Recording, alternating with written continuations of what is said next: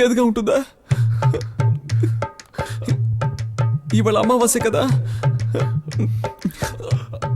రేపు India Pakistan match ఉంది. No,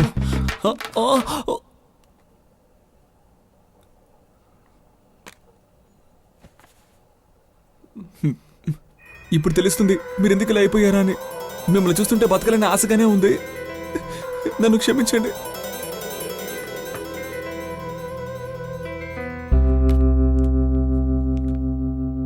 నిజమైన ఫ్రెండ్స్ అని అంటున్నావు కదా, వాళ్ళకు నీ సమస్య చెప్పొచ్చు కదరా.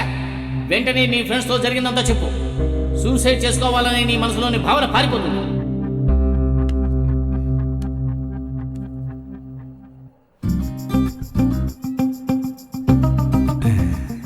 మా ఇంట్లో అందరూ పోలీస్ ఆఫీసర్లు, మా అబ్బాయి మాత్రం మిలిటరీలో ఉన్నాడు.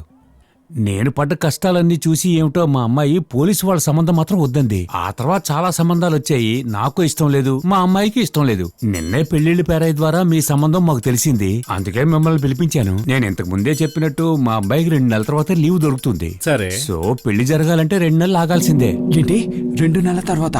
రేపు పరువు పోతుంది. నీ పరువు సంగతి అలా ఉంచి ముందు యాప్ల కింద పెట్టు. మీకు ఒకే అబ్బాయి అంటున్నారు.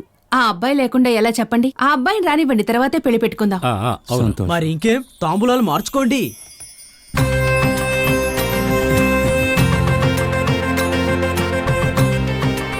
కృష్ణ నేను ఫోన్ చేస్తే తేడు ఇప్పుడు ఫోన్ చేస్తున్నాడు.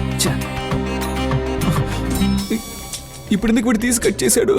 నా ₹1 వేరే పోయింది.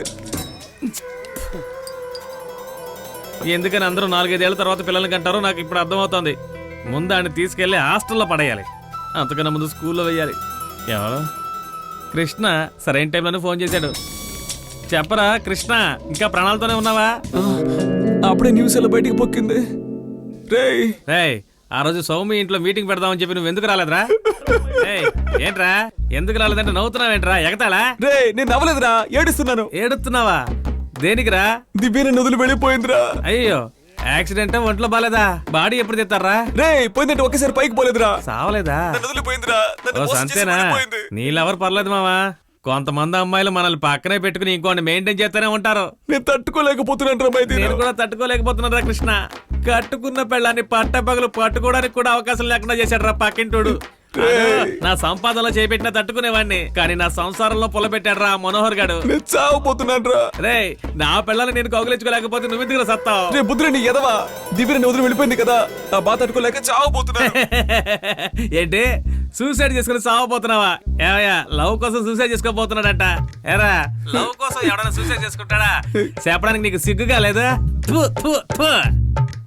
ఇప్పుడు లవ్ కోసం ఎవడరా సూసైడ్ చేసుకున్నాడా? అవన్నీ పక్కనట్రా. అసలు ఇప్పుడు ఎవడరా ట్రూ లవ్ చేస్తున్నాడా? నేను చేశానంటున్నానుగా. చెప్పు. చాలా పెయిన్ గా ఉందిరా. పెయిన్ గా ఉంటే పర్లేదు మామ, 2 గ్లాసులు లాగించే సరిపోద్ది. ఆల్రెడీ 10-15 గ్లాసులు అయిపోయాయిరా. ఏంటి, మందు కొట్టావా? రే, తన్ని వదిలేసి వెళ్ళిపోవడం ద్రోహం కాదురా. నువ్వు నాకు చెప్పకుండా మందు కొట్టా చూసావా, అది నా ద్రోహం. నువ్వు ఎక్కడున్నా చెప్పరా, నేను కూడా వస్తాను, కలిసి మందు. నేను చాలా సేపు నుంచి చూస్తున్నాను. నేనే ఉంటున్నాను, నువ్వే ఉంటున్నావు. తాగబోతు గప్పెదవా, పెట్రా ఫోను. రేయ్ సత్తాడంట. ఎరా, సావబోయేవాడు ఎవడైనా ఇన్ఫార్మ్ చేసి వస్తాడరా? ఏమయ్యా, సచ్చేవాడు ఇన్ఫార్మ్ చేసి వస్తాడా? ఏవాడినా రాయలాగా కదలకుండా కూకో. ఓసే ఫాతిమా, నిన్ను కౌగులించుకోలేకలా ఏడుతున్నాను కదే. చావబోతున్నానంటే మందు కొట్టడానికి వస్తానంటున్నాడు. వీడంతా ఒక ఫ్రెండా?